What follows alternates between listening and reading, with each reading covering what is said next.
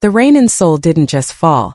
It felt like a weight, pressing Helene's soaked blouse against her skin as she rounded the corner of the Grand Hyatt.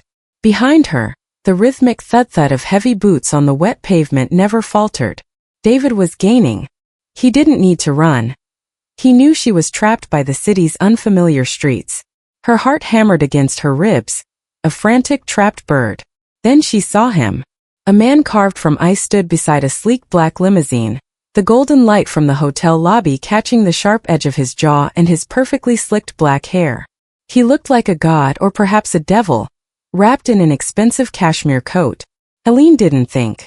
She lunged, throwing her arms around his neck and burying her face into the scent of sandalwood and cold rain. "Please," she whispered, her voice trembling against his chest. "Just act like we're together. Please." The man went rigid. A dangerous silence radiated from him, far more terrifying than the storm. But as David stepped into the light, eyes wild, the stranger's hand rose. He didn't push her away. He pulled her closer, his grip possessive and absolute. Helene felt the power shift. She had escaped a stalker, but as she looked into the stranger's dark, piercing eyes, she realized she had just stepped into the lair of the city's most feared underworld king. The black limousine glided through the rain-slick streets of Seoul, like a predator moving through deep water. Inside, the silence was heavy, pressurized by the presence of the man sitting next to Helene. Byung-ho hadn't spoken a word since he had ushered her into the vehicle, his movements fluid and efficient. Helene sat huddled against the leather door, her breath still coming in jagged hitches. She watched the city lights blur past the tinted windows, neon blues and vibrant pinks streaking into a kaleidoscope of colors that felt far too bright for the darkness she was currently feeling. Beside her, Byung-ho was a statue of shadow. He wasn't looking at her. His gaze was fixed forward, yet she could feel the gravity of his attention. Every time she stole a glance at him, she was struck by the dangerous symmetry of his face. He was beautiful in the way a blade is beautiful, elegant, sharp, and designed for a single lethal purpose. His hand, the one that had held her waist with such terrifying authority back at the hotel, now rested casually on his knee. The expensive fabric of his suit trousers didn't even have a wrinkle. "You're shaking," he said. His voice was a low, resonant hum that seemed to vibrate in the small space of the car. It wasn't a question, nor was it particularly sympathetic. It was a cold observation. Helene looked down at her hands. They were trembling violently, her knuckles white as she gripped the hem of her damp jacket. I'm sorry. I didn't mean to involve you. I just didn't know what else to do." He wouldn't stop. Byung-ho finally turned his head. His dark eyes searched hers, appearing to weigh her worth in a matter of seconds. "In my world, little bird, there are no accidents. You chose me out of a crowd of hundreds. That was either the smartest move of your life or the most fatal." The car began a steep ascent, winding up a private road lined with high stone walls and security cameras that pivoted to follow their progress. They reached a massive iron gate that hissed open automatically, revealing a structure that looked less like a home and more like a modern citadel. It was a fortress of glass, steel, and black stone, perched on a cliff overlooking the glittering expanse of the city below. When the car stopped, a man in a dark suit, identical in stoicism to the others Helene had seen, opened her door. Byung-ho stepped out first, the rain seemingly avoiding him as he moved with effortless grace toward the entrance. Helene hesitated, the sheer scale of the estate making her feel smaller than ever. "Come," Byung-ho commanded, not looking back. It wasn't an invitation. She followed him into the foyer, where the air was climate-controlled and smelled of expensive cedar and rain. The floors were polished obsidian, reflecting the minimalist art on the walls. It was breathtakingly beautiful and utterly soulless. As they moved deeper into the house, Helene saw men stationed at various intervals. They didn't move, they didn't blink. They simply bowed their heads as Byung-ho passed, a silent acknowledgement of the king and his castle. He led her to a wide balcony room that overlooked the Han River. He stripped off his cashmere coat, tossing it onto a chair, and walked to a crystal decanter. The sound of liquid pouring into glass was the only noise in the room. "You will stay here," he said, turning to face her.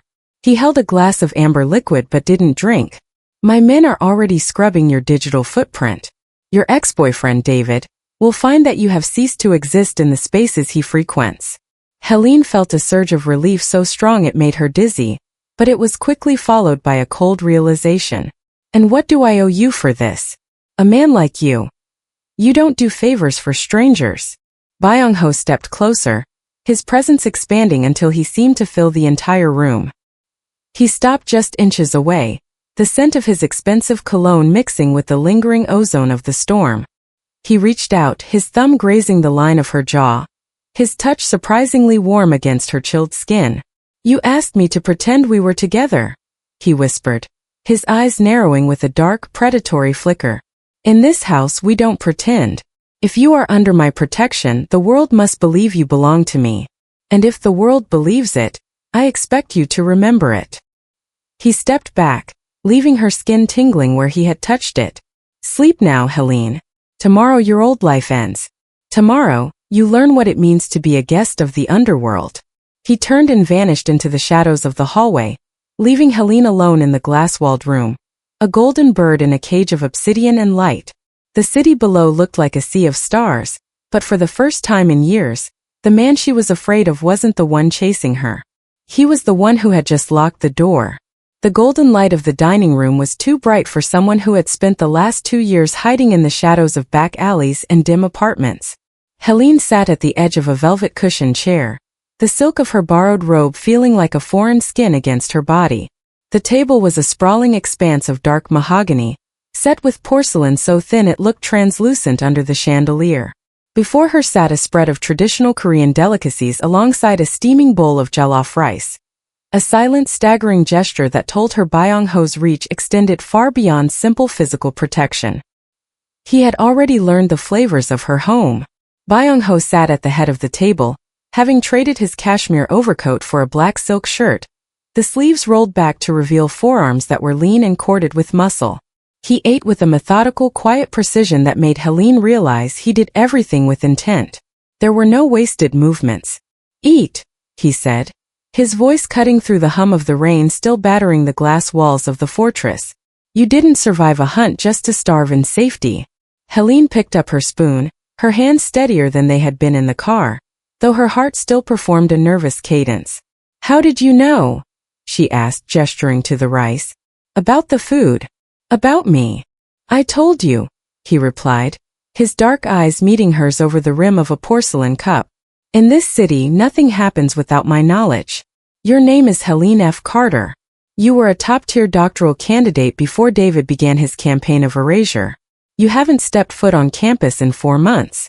You've been living in a sub-basement flat in Itaewon, paying cash to avoid being tracked. Helene felt a chill that had nothing to do with the air conditioning. It was one thing to be hunted by an obsessed ex-boyfriend. It was another to be laid bare by a man who seemed to have the power of a god. You make me sound like a case file. I make you sound like a survivor, Byung-ho corrected. He set his cup down with a soft clack. David is a nuisance. A small man with a large ego. But you are the woman who walked up to the king of the Seoul underworld and demanded he play the role of her lover. That requires a specific kind of madness. Or a specific kind of courage. The word king hung in the air, heavy and jagged. Helene had heard the whispers in the markets, the rumors of a man they called the Silent Tiger, a figure who controlled the docks, the digital flow of the city's black markets, and the shadows that even the police feared to tread. She had thought he was a myth, a boogeyman used to keep people in line. People call you a legend, she whispered, the realization finally sinking in. The high security gates, the bowing guards, the absolute silence of the fortress. It wasn't just wealth. It was absolute, undisputed power. I didn't just grab a stranger. I grabbed the only person in Korea who could actually make David disappear. Byung-ho leaned back, a small dark smile playing at the corners of his mouth. It wasn't a kind smile. Legend is a word for the dead. I am very much alive, Helene. And David is very much a problem of the past. As if on cue, a man in a dark suit entered the room, leaning down to whisper something into Byung-ho's ear. Helene watched the change in Byung-ho's expression. It didn't soften, it froze. The temperature in the room seemed to drop 10 degrees. It seems your ex-boyfriend is more persistent than I anticipated, Byung-ho said, his voice now a dangerous, low velvet. "He is currently at the gates, demanding to speak to the man who stole his property." Helene's spoon clattered onto the porcelain. The fear returned, sharp and acidic. "He followed us? How? No one follows you." "He didn't follow us," Byung-ho said, standing up. He walked toward her, his footsteps silent on the obsidian floor. He stopped beside her chair and placed a hand on her shoulder. The weight of it was grounding, a heavy anchor in her rising sea of panic. "He followed the trail of his own obsession. He thinks he can negotiate with me. He thinks I am a man who can be reasoned with." He leaned down, his face inches from hers, and for a moment, Helene saw the tiger the legend spoke of. There was no mercy in his eyes, only a cold, calculating resolve. "Stay here and finish your dinner," he commanded. "I am going to show him that some things once lost can never be reclaimed. And some people once claimed by me are no longer within his reach." He turned and strode out of the dining room, his silk shirt fluttering like a dark wing.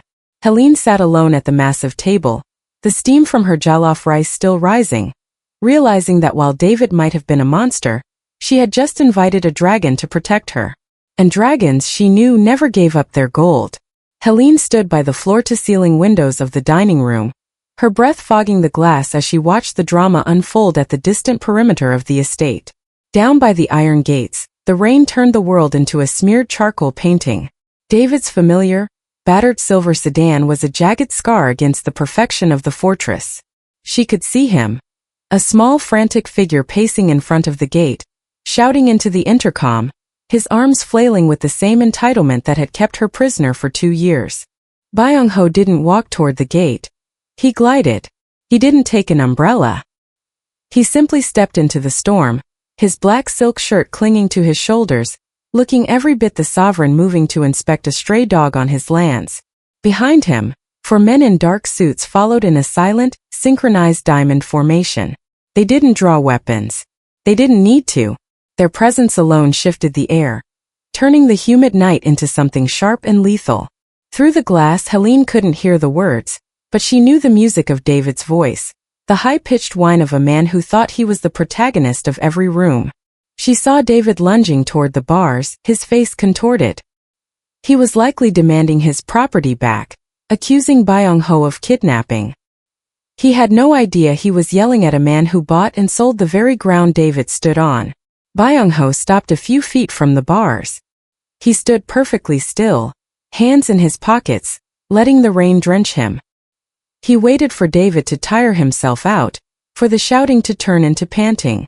Then Byung-ho leaned in. Even from the balcony, Helene could feel the shift in power. Byung-ho's lips moved. A few short, quiet sentences that seemed to suck the oxygen out of the air. David froze. He took a step back, then another. The entitlement drained from his posture, replaced by a raw, naked terror that Helene had never seen on him. One of Byung-ho's men stepped forward, holding out a sleek black tablet. On it was a digital trail. Every photo David had taken to stalk her, every illegal access point he'd used, every dark corner of his life that he thought was hidden. With a single swipe of the guard's finger, the screen went red.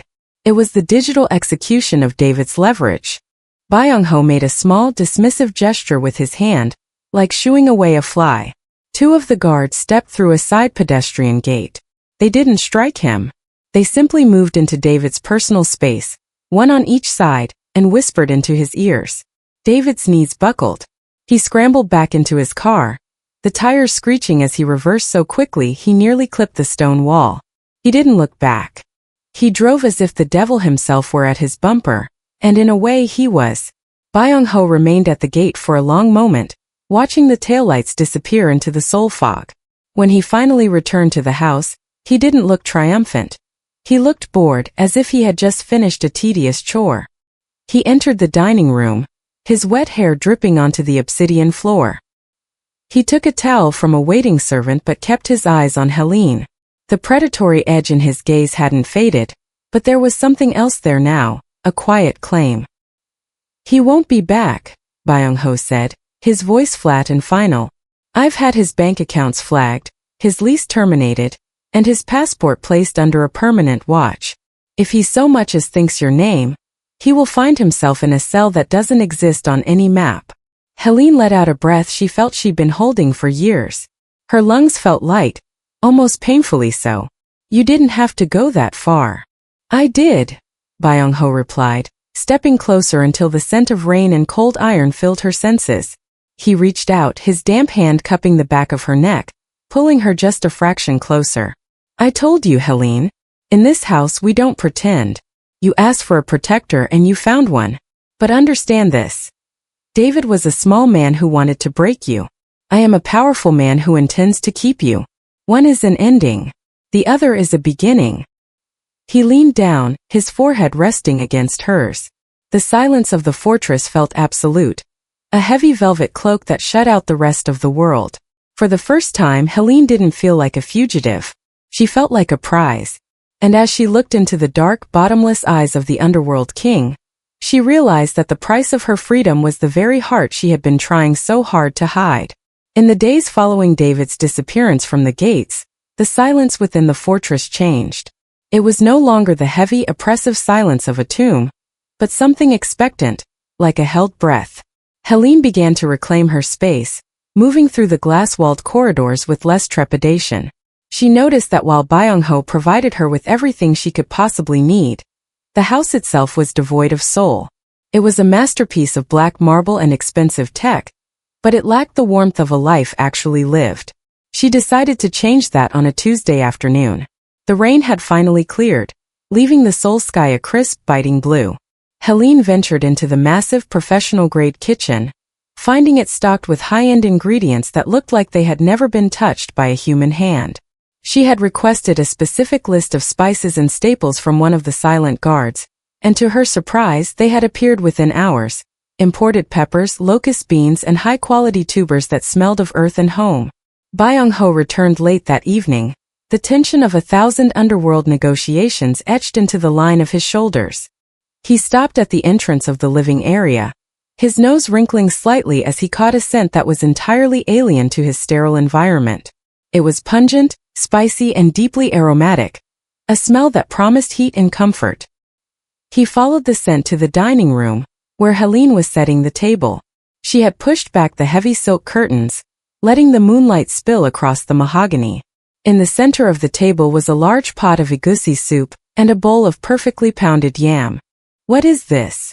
Byung-ho asked, his voice losing its predatory edge for a moment of genuine curiosity. He loosened his tie, the silk sliding through his fingers as he watched her. This is my world, Helene said, meeting his gaze. She didn't flinch as he stepped into the light. You've spent so much time analyzing my case file and my digital footprint. I thought it was time you actually tasted the culture you're protecting. Byung-ho sat down, his movements slower than usual. He looked at the vibrant colors of the soup, so different from the muted, elegant palates of his usual meals. He watched Helene as she showed him how to break a piece of the yam, indentation it with a thumb, and scoop the rich, textured soup. He followed her lead, his movements precise and a bit stiff at first. When he took the first bite, the heat hit him. A slow, creeping warmth followed by a complexity of flavors he couldn't immediately name. He chewed slowly, his expression unreadable, then swallowed. It's aggressive, he noted, though he immediately went back for a second piece. Helene laughed, a bright, clear sound that seemed to startle the shadows in the room. It's not aggressive, Byung-ho. It's bold. It doesn't hide what it is. In my home we say if the food doesn't make you sweat, the cook didn't love you enough. For the first time, Helene saw a genuine ripple of emotion break the surface of his icy exterior. He looked at her, really looked at her, not as a liability or a prize, but as a person who had brought light into a very dark house.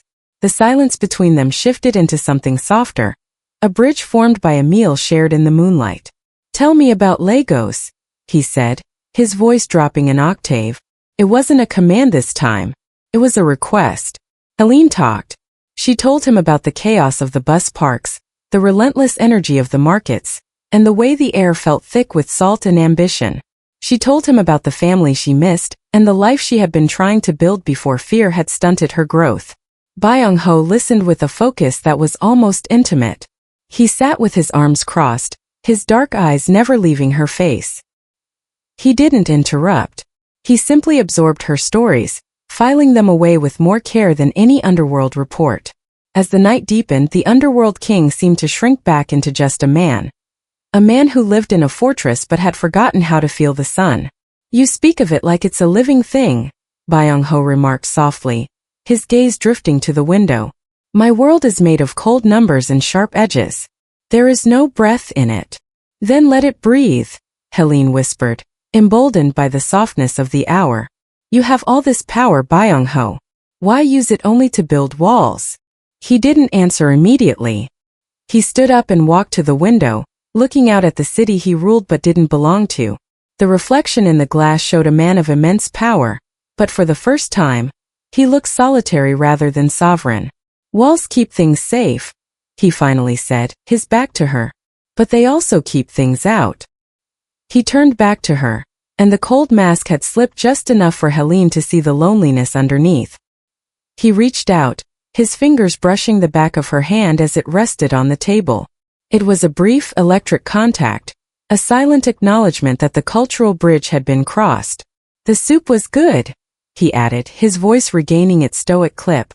But do not expect me to sweat for you every night, Helene. He turned to leave, but there was a new lightness in his step. Helene watched him go, realizing that while she had introduced him to her world, she had also inadvertently started to dismantle the walls of his. The sanctuary of the fortress was a lie, a thin veil of silk draped over a bed of nails. While Helene spent her afternoons filling the sterile halls with the scent of thyme and pepper, a different kind of air was brewing in the damp basements and high-rise boardrooms of Seoul.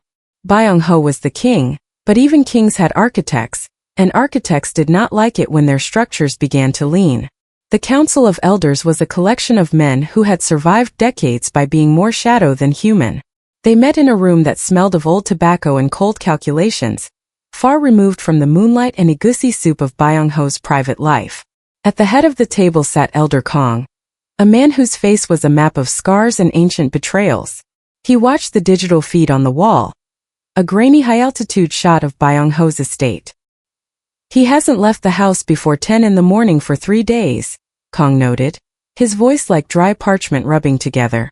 The shipping manifest for the Incheon docks is sitting on his desk unsigned. He is distracted. The other men shifted in their seats. For the Underworld King, distraction was a terminal illness. The syndicate was built on the myth of his invulnerability, on the idea that Byung-ho was a machine that required only blood and business to function. The introduction of a civilian, a foreigner no less, was a variable they had not accounted for. He handled the stalker, another elder remarked, flicking a gold lighter. A clean erasure. But it was personal. He used syndicate resources for a private grievance. It's a leak in the dam. It's more than a leak, Kong countered. It's a target. If the Busan factions or the Japanese syndicates realize he has a heart, they won't try to kill him. They'll simply squeeze the heart until he stops breathing. He has made himself vulnerable for a girl who doesn't even know his true name. Back at the fortress, Helene was unaware of the shadows closing in. She stood on the balcony watching Byung-ho as he stood by the pool. He was on the phone, his voice sharp and low, barking orders that sounded like gunshots. Yet, every few minutes, his gaze would drift upward to the balcony, searching for her silhouette against the glass. When he finally came inside, the armor he usually wore felt heavier. He didn't go to the decanter. He went straight to Helene, his eyes weary. The council wants a meeting, he said, his voice unusually tight. They are asking about the guest in my home. Helene felt a cold spike of intuition. They don't like me being here, do they? Byung-ho reached out, his hand lingering near her cheek before he pulled it back, as if afraid his own touch might mark her for the elders to see. They don't like anything they cannot control, Helene. They see you as a weakness. They don't understand that you are the only thing in this city that is actually mine. What happens if they decide I'm too much of a risk? She whispered. Byung-ho's expression shifted, the tiger returning to his eyes with a terrifying clarity. The air in the room grew thick with the unspoken promise of violence. He was a man who had built a throne out of bones, and for the first time he had something on that throne worth protecting. They can plot, Byung-ho said, his voice a low vibrating growl. They can whisper in their dark rooms and count their gold. But they forget one thing. I didn't become the king because they gave me a crown. I became the king because I was the only one willing to burn everything down to win. He stepped closer, his shadow falling over her, protective and ominous all at once. You stay inside. You don't open the door for anyone but me or Jay. The walls of this house are thick, Helene, but the world outside is getting hungry. He left her then, heading back into the night to face the men who had made him. Helene watched him go, realizing that the bridge she had built between their worlds was now a path for his enemies to walk across. The Underworld King was no longer just a legend. He was a target, and she was the bullseye painted on his chest. The invitation arrived not as a card, but as a box. Inside lay a gown the color of a midnight storm, sequined silk that felt like liquid moonlight against Helene's skin. Byung-ho had told her the gala was a necessity, a performance to silence the whispers of the council. If the world saw that his distraction was actually a consort of grace and fire, perhaps the predators would stay in their dens. But as Helene stood before the mirror, she knew this wasn't just a performance. The way her heart hammered when she heard his footsteps in the hall told a different story. Byung-ho appeared in the doorway, a vision of lethal elegance in a charcoal three-piece suit. He stopped, his breath hitching almost imperceptibly as he took her in. The stoic king of the underworld was, for a fleeting second, just a man struck dumb by beauty. You look. He struggled for a word that wasn't a confession. Magnificent. They won't know where to look, Helene. I'm terrified, she admitted, her hand trembling as she reached for her clutch. Byung-ho walked to her, his polished shoes silent on the floor. He didn't offer a platitude. Instead, he took her hand and placed a heavy, diamond-encrusted bracelet around her wrist. It felt like a cuff, a beautiful shackle of protection. Do not be. I am the only monster in that room you need to worry about, and I am the one holding your hand. The gala was held in a glass pavilion atop one of Seoul's most exclusive skyscrapers. The air was thick with the scent of expensive lilies and even more expensive secrets. As they entered, the room went silent. It was a physical shift in pressure. The council of elders sat in a raised corner, their eyes like glass beads. Helene felt the weight of their judgment, 100 years of tradition and xenophobia pressing down on her. But Byung-ho didn't falter. He led her through the crowd with his hand firmly on the small of her back, his touch a constant, grounding warmth. They moved like a single entity, a dark star and its moon. For hours they played the part. They shared champagne, they whispered in the corners, and they danced. On the dance floor, the fake part of their arrangement began to dissolve. Under the dim, amber lights, the space between them vanished. Helene pressed her hand against his shoulder, feeling the iron strength beneath the suit. Byung-ho pulled her closer than decorum allowed, his nose brushing against her temple. You're doing perfectly, he whispered, his breath warm against her ear. Is it still a lie? She asked, looking up at him. The music seemed to fade, leaving only the sound of her own pulse. Byung-ho's eyes darkened, the tiger softened by a sudden raw vulnerability. No, he said, his voice a low, rough velvet.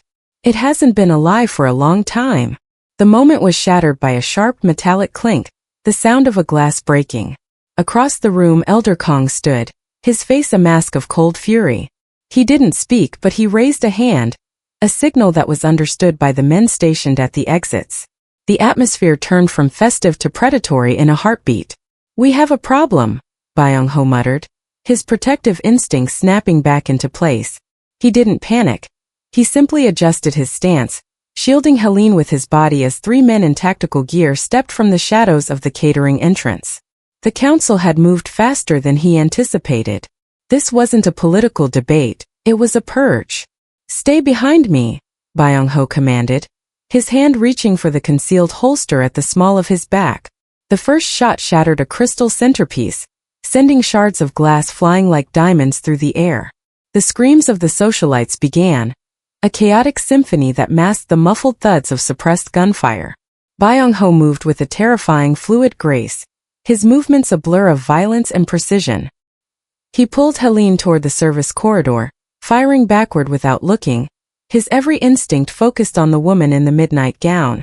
In the narrow, dimly lit hallway, He pinned her against the wall, his body a literal shield against the chaos. Bullets sparked off the metal doorframe just inches from his head. "Are you hurt?" he barked, his eyes searching hers for blood. "No, I'm okay. Byung-ho, we have to go." He looked at her then, and in the middle of a war zone he kissed her. It was a hard, desperate kiss that tasted of adrenaline and unspoken promises. It was the kiss of a man who realized he would rather die in this hallway than live another second without her. "I am getting you out of here," he vowed, his forehead resting against hers. "Even if I have to kill every man in this building." The fake couple was gone. In the fire of the council's betrayal, something real had been forged. A king and his queen standing together as the world they knew began to burn. The safe house was a concrete shadow tucked away in a derelict industrial district, a stark contrast to the obsidian glass of the fortress. It smelled of motor oil and old dampness. Helene sat on a metal folding chair, still draped in the sequined silk gown that now felt like a shroud.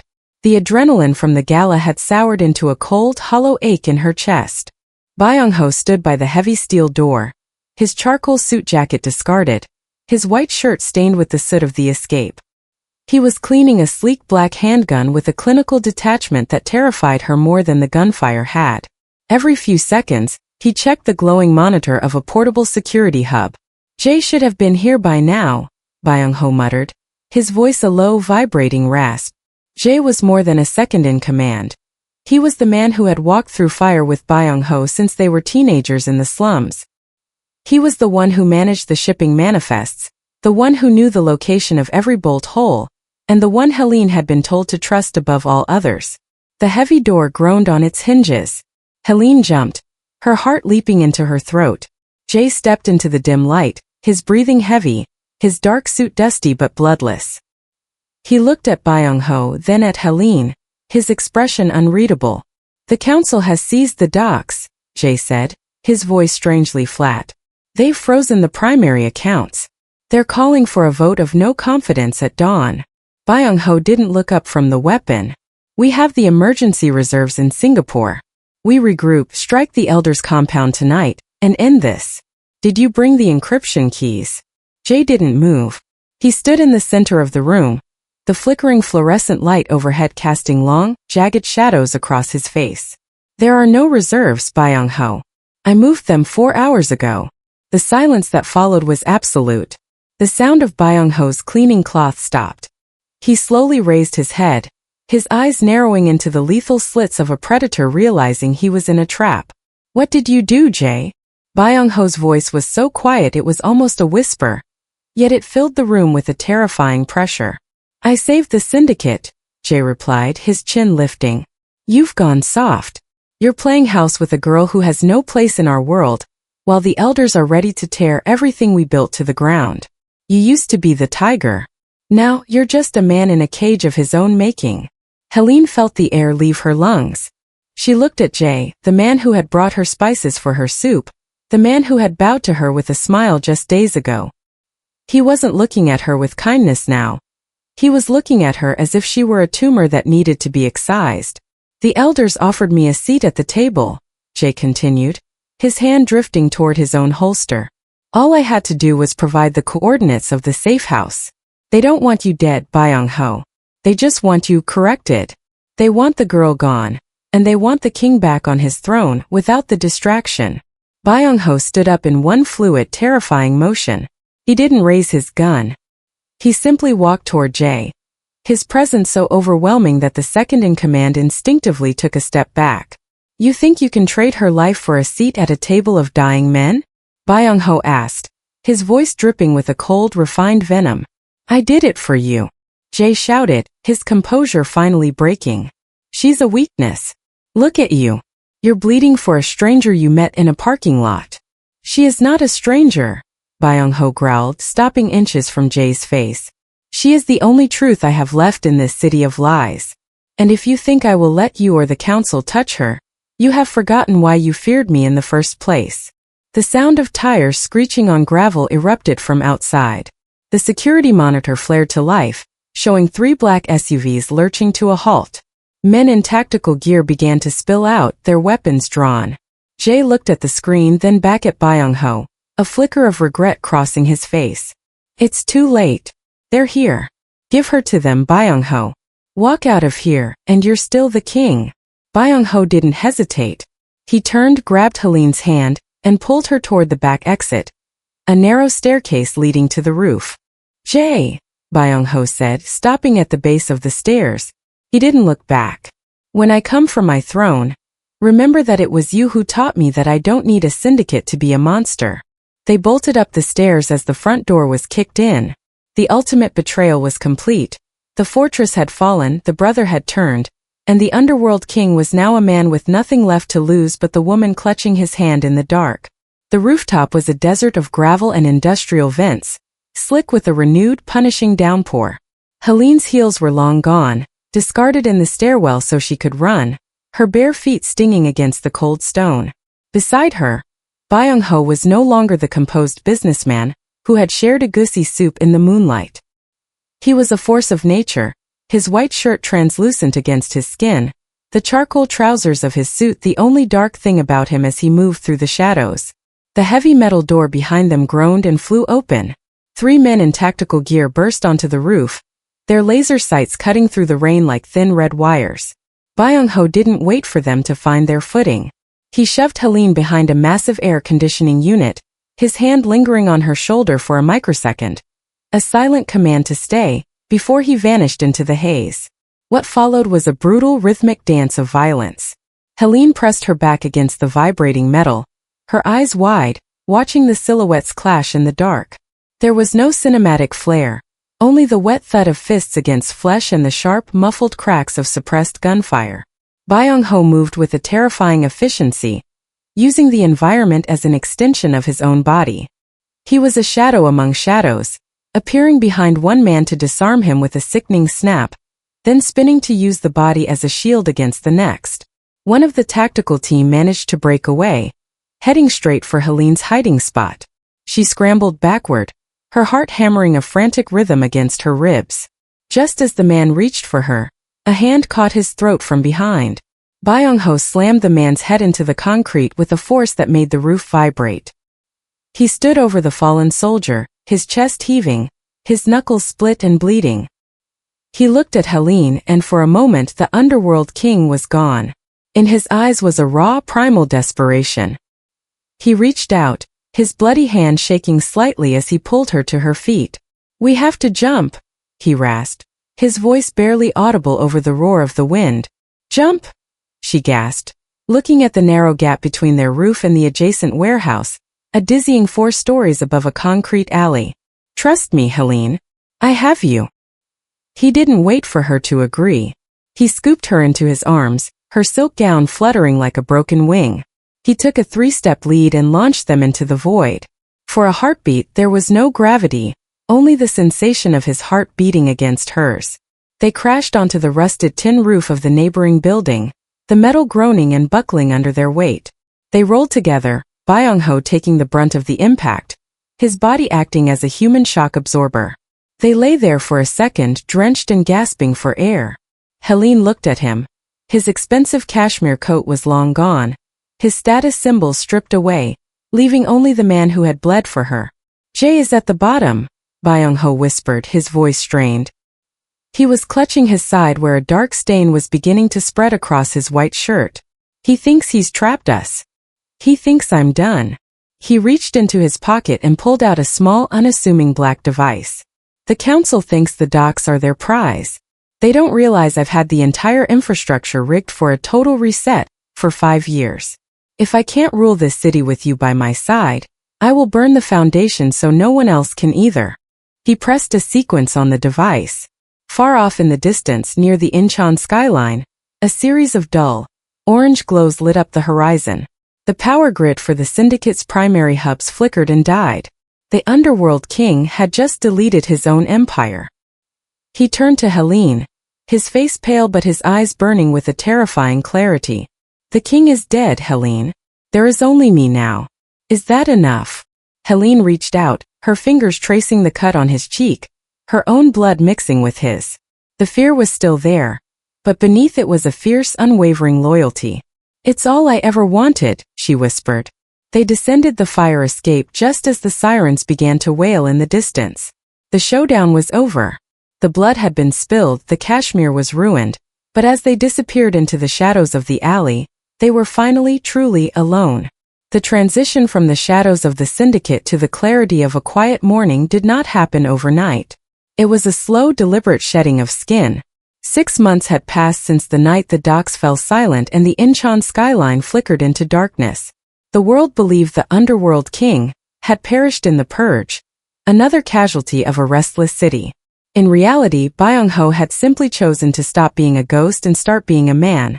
They lived now in a small modern house on the outskirts of Jeju, far from the obsidian towers and cold marble of Seoul.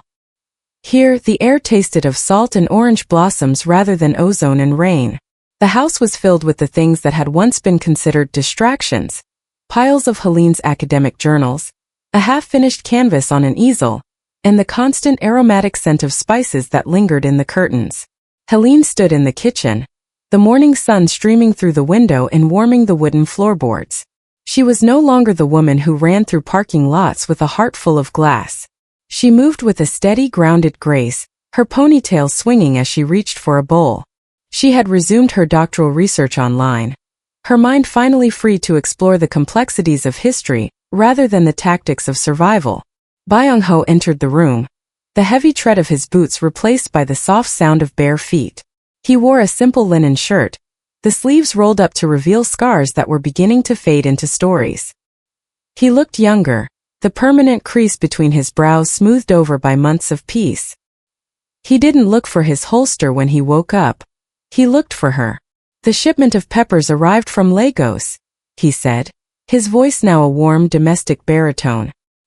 He walked over and wrapped his arms around her waist, pulling her back against his chest. It was the same possessive grip he'd used that first night in the rain, but the intent had shifted from claiming to cherishing. Helene leaned her head back against his shoulder. "You're actually going through with it?" "The bistro." Byung-ho kissed the side of her neck, a lingering soft contact. "The permits were finalized yesterday. No bribes. No threats. Just a signature on a legitimate piece of paper. It turns out, running a kitchen is much like running a syndicate, just with better people and fewer bullets." He was serious. The man who had once moved millions of dollars in black market assets was now obsessed with the logistics of sourcing local seafood and the perfect ratio of spice for his fusion menu. He had found a new kind of power, the power to create something that brought people together rather than keeping them apart. Later that evening they sat on the porch, watching the sun dip below the horizon, painting the Jeju coast in shades of violet and gold. The silence between them was no longer a weapon or a shield. It was a sanctuary. "I used to think that freedom was just the absence of David," Helene whispered, her hand finding his. "I didn't realize it was the presence of this." Byung-ho squeezed her hand, his thumb tracing the diamond bracelet she still wore, the only piece of his old life he had allowed her to keep. "I spent my whole life building a throne because I was afraid of the ground. I didn't realize that the ground is where the roots are." He reached into his pocket and pulled out a small simple ring, not a syndicate heirloom, but a band of plain gold he had bought from a local jeweler. He didn't need a gala or a performance this time. He just needed the truth. "Helene F. Carter," he said, his eyes searching hers with a raw, honest vulnerability.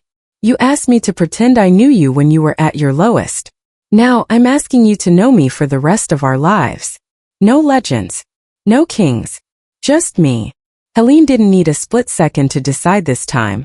She smiled, the light of the setting sun reflecting in her eyes. "Yes," she whispered. "Just you."